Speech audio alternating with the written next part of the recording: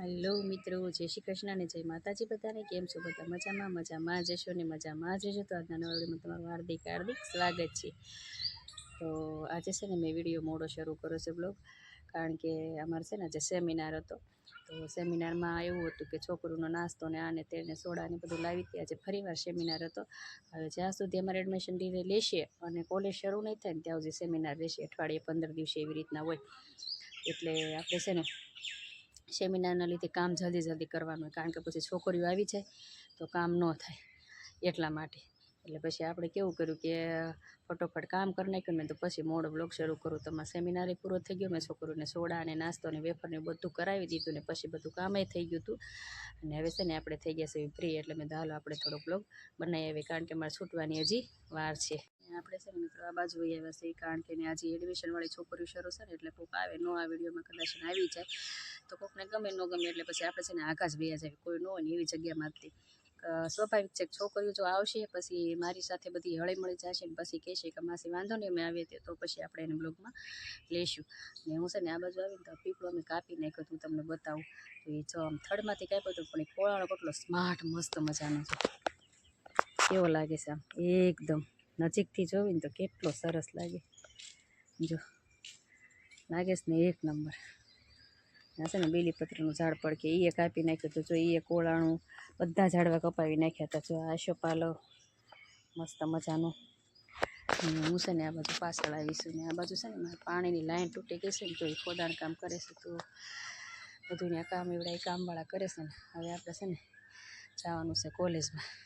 તો છે ને મિત્રો હવે આપણે છે ને આ લાઇબ્રેરી છે અહીંયા ને આવી ગયા છે. લાઇબ્રેરીમાં કેવું છે કે અમારે હવે છે ને ખુરશીઓ આવી છે નવી, તો એ ખુરશીઓ ફિટ કરવાની છે ને બેન્ચો આવી છે. તો હું તમને બતાવું છું. આ ખુરશી આવી છે, ફિટ થશે ને ત્યારે હું તમને બતાવીશ. હજી ભાઈ ફિટ નથી કરી છે.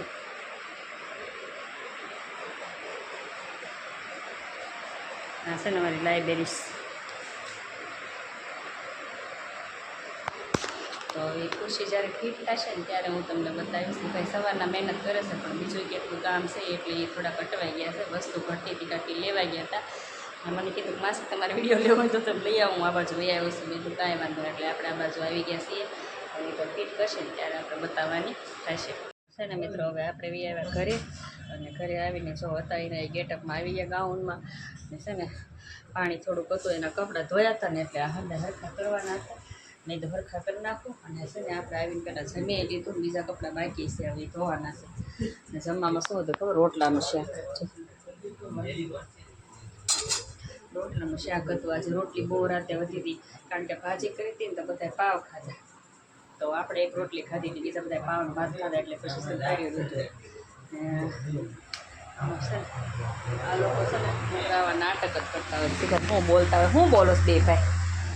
જો આઈસ્ક્રીમ લગાડ્યો જોવાને. ક્યાં આઈસ્ક્રીમ બતાય? લાલુ બતાય તો આઈસ્ક્રીમ થોડો વાગેલું છે કા? નિશાન પડી ગયા. હે સોલાઈ ગયો કા? સોલાઈ જાય ને ગાડી પડે તો જશે ને ત્રણે બાકી કાંઈ જલસા એમ. જો એન્ટ્રી જ આ જો ઓલો તો મોઢા ઉપર નાટક કરી ગયો. જો કેવા ગાંડાયા કાઢે. જો આવી મારી પરજ્યા ગાંડાયામાં તો એક નંબર. તો હવે છે ને મિત્રો આપણે ઘડીક વાર આરામ કરવો હશે ને પછી પાણી આવવાનું ટાઈમ થાય. કેમ કે હવે મારે છે ને સાંજનો વારો કરી નાખ્યો છે, એટલે હશે ને પાણી આવશે ને પાણી ભરવાનું છે. એટલે ઘડીક જ લાંબુ થવું છે. પછી મારે થોડુંક બીજું કામ છે, એ કામ કરવું છે. અને વધારાનું કામમાં તો કાંઈ આજે છે નહીં. કપડાં પડ્યા હતા તે મેં તો સવાર ધોઈ નાખ્યા થોડા ઘણા પાણીથી, ને હવે થોડાક પડ્યા છે ને મેં તો સાંજે પાણી આવશે ને ત્યારે ધોઈશું. તો એવો વિચાર છે કે પાણી આવે ને ત્યારે આપણે બીજું કામ કરવું. ત્યાં સુધી ઘડીક વાર આરામ કરી જવાનો છે. મમ્મી શું કરે? આ કપડાં ધોશું. જો કેમ અત્યારે હાથથી પરસેવામાં નાઈ ગઈ? ના એ જગ પડ્યો. આ પાણી અત્યારે આવ્યું. હાંડનો વારો કરતા 2 દિવસથી હાંડના આવા રાતે દી હાથમાં, એટલે અમારે કેટલાય કપડાં ભેગા થયા હતા. સવારમાં પાણી કાલે નહોતું ભરાણું, કેટલા દિવસથી આવતું નહોતું. તો આજે આવ્યું છે. મેં કીધું કપડાં ધોઈ નાખું. મેં તો અડધો ટાંકો થયો ને, એક અડધું ટીપડું ભરાણું. મેં ત્યાં કપડાં ધોઈ નાખું ને પછી મેં તો રસોઈ બનાવી નાખું. સમજો એમ. એટલે પછી આમ નાઈ ગઈ, પણ અમારે નાવાય જવાનું થાય છે. કેમ કે બધા કપડાં ધોઈને પછી નાઈ આવી એટલે પછી વયો જાય છે. મમ્મી શેનું શાક બનાવો છો? આખા રીંગણાનું ભરેલા રીંગણાનું જો મસ્ત મજાનો મસાલો કરી નાખ્યો છે તૈયાર. અને આ રીંગણા ને આખા ભરી વાળું મસ્તી ના. પછી વઘાર કરવાનો છે. આપણે તેલ મૂકી દીધું છે, રાઈ કકડી ગઈ ને અંદર ડુંગળી નાખી છે. પણ ડુંગળી છે ને ઝીણી સતળાય ત્યાં જે ધીમા તાપ પર આવે ને ત્યાં આપણા રીંગણા ભરાઈ જાય. પછી રીંગણા નાખવાના છે. પછી એટલું મસ્તીનું શાક થશે ને ત્યારે હું તને બતાવીશ, ને આપણા મિત્રોને બતાવીશ કે કેવું સરસ મજાનું શાક થશે. મોઢામાં પાણી આવી જાય ને એવું શાક થશે. એટલે હમણાં શાક બની જાય ને પછી આપણે બતાવવાનું છે. મમ્મી થઈ ગયું રીંગણાનું શાક? હા જો મસ્ત મજાનું થઈ ગયું જો. આવું શાક બનાવ્યું, મસાલો કઈ રીતે બનાવ્યો હતો? સારું બન્યું હમ. મસાલામાં છે ને મેં હું નાખ્યું તો કહું લસણ, પછી થોડી કમથી ડુંગળી ક્રશ કરીને આરે નાખી, પછી થોડોક ચણાનો લોટ નાખ્યો. અને સવાણું ને એવું કોઈ વસ્તુ નથી નાખ્યું, પણ સ્વાદ એક નંબર આવશે. કારણ કે મેં ચણાનો લોટ નાખ્યો ને એટલે થોડીક સિંગ પડી હતી તો સિંગ નાખીશ. એવો મસ્ત મસાલો મેં વાટી અને સરસ મજાનો કરીને એના રીંગણા ભર્યા છે. એટલે આવા રીંગણા થયા છે. ના છે ને એક બાજરાનો રોટલો છે, મારે તાવડું તૂટી ગઈ બસ લે મેં તવીમાં કર્યો. આવું થયું. કેમ કે રીંગણા શાક તને ખબર જ તારી માના બાજરા રોટલા સિવાય હાલે જ નહીં.